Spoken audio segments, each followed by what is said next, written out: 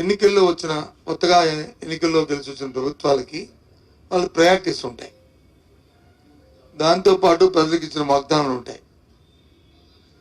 వాటన్నిటినీ ఆ ప్రభుత్వాలు చేయవలసిన బాధ్యత ఆ ప్రభుత్వాలకు ఉంటుంది. మన జరిగిన శాసనసభ సమావేశాల్లోనూ శాసనమండలి సమావేశాల్లోనూ కూడా ఈ అంశాలని మేము శాసనమండలిలో చాలా విషయాల్ని అక్కడ లేవనెత్తాం. బడ్జెట్ కూడా 5 నెలల తర్వాత బడ్జెట్ పెట్టినప్పటికీ కూడా బడ్జెట్లో వారిచ్చిన ఎన్నికల్లో ఇచ్చిన వాగ్దానాలు వాళ్ళ ప్రాధాన్యత సంబంధించి కానీ ఎక్కడ వాటికి కొనుగు మేరలో ఎక్కడ పొంతన లేకుండా ఆ కార్యక్రమాలు చేశాయి. బడ్జెట్ పెట్టారు. ఎంతసేపు గతంలో చెప్పుకొస్తున్న అప్పుల గురించే 1కి 10 సార్లు చెప్పారు.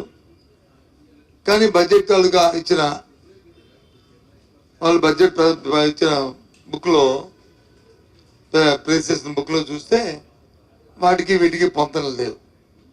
ఇవన్నిటి కూడా డిబేట్ జరిగింది, చాలాసార్లు డిబేట్ జరిగింది. వాస్తవాలన్నీ కూడా శాసనమండలిలో చెప్పాం కూడా, వాస్తవం కాదని చెప్పాం కూడా. అవి పక్కన పెట్టుకుంటే అసలు ఇచ్చిన వాగ్దానాలని ప్రజలకు ఇచ్చిన సూపర్ 6 కానీ లేదు ప్రజలకు ఇచ్చిన హామీల్ని ఏదైతే విద్యుత్ ఛార్జీలు కానీ లేదు నిత్యావసర ధరలు కానీ అవన్నిటినీ కూడా మేము ఎట్టి పరిస్థితుల్లోనూ పెంచం, మీకు నేను భరోసా, మేము వస్తే ఇంకా తగ్గిస్తామని చెప్పిన నేపథ్యాన్ని కూడా మనం చూసాం, విన్నాం కూడా. మీ పత్రికా సోదరులు అందరూ కూడా ఉన్నారు. ఇది ఎవరు ఆశామాషి మనుషులు ఎవరో చెప్పలే, ఏదో పార్టీ కార్యకర్తలు చెప్పలే. సాక్షాత్తు కూటమిలో ఉన్న ఎవరైతే తెలుగుదేశం పార్టీ ఆది నాయకుడు చంద్రబాబు నాయుడు నోడంట, అలాగే కూటమి నాయకుల్లో ఉన్న భారతీయ జనతా పార్టీ నాయకులు కానీ లేదు కూటమి నాయకులతో భాగస్వాములైన జనసేన అధ్యక్షులు కానీ ఈ వాక్యాలని వాళ్ళు చెప్పిన మాటలు. ఇదేదో నేను చెప్తున్న మాటలు కాదు. ఇవాళ చూస్తే 1వ తారీఖు ఇవాళ నుంచి సుమారు ఒక్కొక్క బిల్లు మీద, ఎందుకంటే మన దగ్గర 6 స్లాబ్లు ఉంటాయి. వాడి దగ్గర నుంచి హైయెస్ట్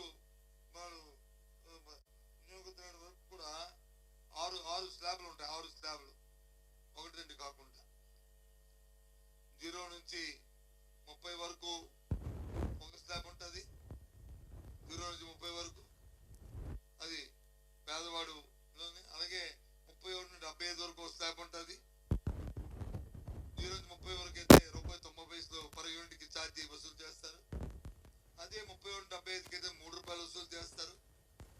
అదే 76 నుంచి 108కి అయితే ₹4.50 ఛార్జీని వాళ్ళ దగ్గర నుంచి వినియోగదారుడి దగ్గర నుంచి వసూలు చేస్తుంది. అదే 126 నుంచి 25కి అయితే ₹6. అదే 226 నుంచి 400 యూనిట్స్ వరకు ఖర్చు పెడితే వినియోగదారుడికి ₹8.75 యూనిట్కి పర్ యూనిట్కి.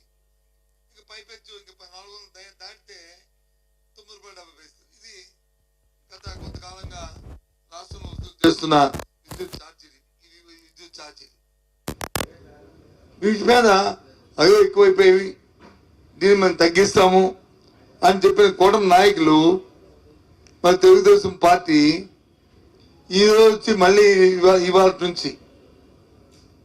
నుంచి సుమారు 6,072 కోట్ల రూపాయల్ని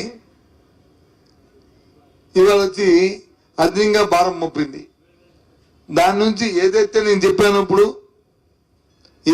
చెప్పానో అప్ టు 30 యూనిట్ల వరకు వాడుతున్న ₹1.90 ఇవాళ అది సుమారు ₹3 అయ్యే పరిస్థితి ఇవాళ ఉంది. అదే ₹3 వాడుతుంది వచ్చి ₹4.20 అయిపోయే పరిస్థితి ఉంది. అంటే ఒక యూనిట్కి సుమారు ₹120 నుంచి ₹1.25 పెరుగుతుంది ఒక యూనిట్కి. ఇది పెరగనుంది. ఇది ఎప్పటి వరకు?